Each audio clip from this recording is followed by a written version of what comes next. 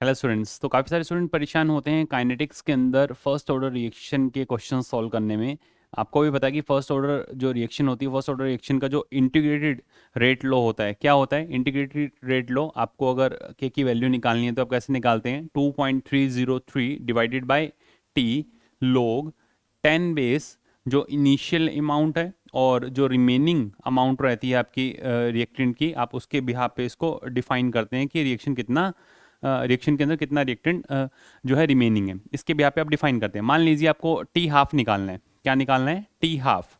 T half का meaning क्या है कि आपका 50% जो रिएक्शन है वो कंप्लीट हो चुका है, और 50% अगर रिएक्शन कंप्लीट हो चुका है तो टी हाफ मतलब टी 50% आपको निकालना है। टी 50% आपको डिफाइन करना है। तो आप कैसे निकालेंगे? टी हाफ की अगर आपको वैल्यू निकालनी है तो रिएक्टेंट आपका 50% कंज्यूम हो चुका है, देखिए आप। तो यहाँ पे क्या होगा, टी हाफ, टी को मैं इधर लेकर जा रहा हूँ, t half is equal to 2.303 divided by k, और इधर आ जाइए लोग 10 बेस इनिशियल अमाउंट मान लीजिए अगर 1 है तो 1 माइनस 0.5 अगर करता हूँ तो यहाँ पे क्या आ जाएगा आपके पास में 0.5 दिख रहा है आपको। और अगर जो इनिशियल अमाउंट, रिमेनिंग जो अमाउंट है, इनिशियल अमाउंट कितनी थी 1, और जो रिमेनिंग अमाउंट है वो कितनी रह जाएगी, इनिशियल अमाउंट थी 1 और रिमेनिंग अमाउंट कितनी रह गई 0.5। तो इसको हटाएंगे तो ऊपर क्या आ जाएगा 10। तो यहाँ पे क्या रह गया 2। लोग 2 की वैल्यू क्या होती है? लोग 2 की वैल्यू होती है 2.303 डिवाइडेड बाई के, एंड लोग 2 की वैल्यू आपके पास में कितनी है, मल्टीप्लाइड बाई 0.3010। ठीक है। तो टी हाफ की जो आपके पास में वैल्यू आती है, आप सभी को पता है t half is equal to 0.693 divided by k, ये आपके पास में टी हाफ की वैल्यू आती है। ठीक है।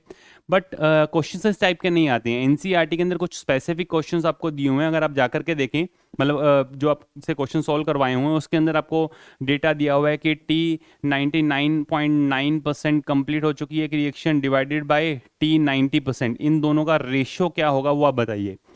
ऐसे क्वेश्चंस को आप विद इन 10 सेकेंड भी मैं बहुत ज़्यादा बोल रहा हूँ, उसके अंदर आप सॉर्ट आउट कर जाओगे। कैसे? देखें आप क्या करना है, नंबर ऑफ क्वेश्चंस आपके सामने हैं, आप देखिए सभी रेशियो आपसे पूछे हुए हैं कि टी 99.99% अगर कंप्लीशन है डिवाइडेड बाय टी 99.9%। इस केस के अंदर जब आप सॉल्व करने बैठोगे, तरीका यही है जो भी आपने फॉलो किया, इसके अंदर आप पूरा डिटेल अगर इसको सॉल्व करते हैं तो आपको समझ में आ जाएगा आपका एट द एंड आंसर क्या आने वाला है। देखिए आप, मैं इसके अंदर डायरेक्टली यहाँ पे आंसर लिख रहा हूँ। इसका आंसर आपको जब आप सॉल्व करेंगे तो आपके पास में क्या आएगा 4/3, यहाँ पे आएगा 4/2 इज इक्वल टू आंसर क्या आने वाला है 2।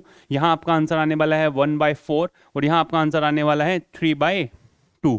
आप कहेंगे सर इतना फास्ट आपने पहले से रट करके आए हो क्या? नहीं, ढंग से देखो, आपको आंसर, आप भी विद इन सेकेंड आंसर करेंगे, सॉल्व करोगे तो भी यही आने वाला है। कैसे आप with in second answer solve करने वाले हो, ये क्वेश्चन जो सॉल्व करने वाले हो, देखें नीट हिस्ट्री के अंदर ऐसी ट्रिक है ही नहीं। 1 2 3 एंड 4 क्या लगाया मैंने 4, 1 2 3 क्या लगाया मैंने 3, 1 2 3 4 4 1 2, दिख रहा है आपको आंसर इज 2।